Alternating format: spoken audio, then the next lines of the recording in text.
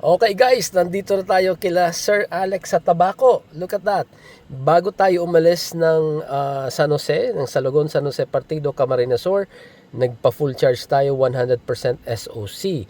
Tumakbo tayo ng 69.2 kilometers, meron pa tayong tirang 31%.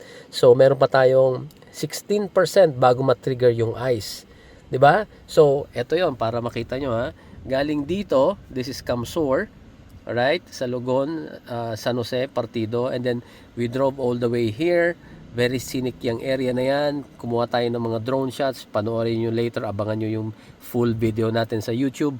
Anyway, pagtawid dito, somewhere here sa Tiwi, yan yung boundary between Camsur and Albay. Kasi Tiwi is already in Albay.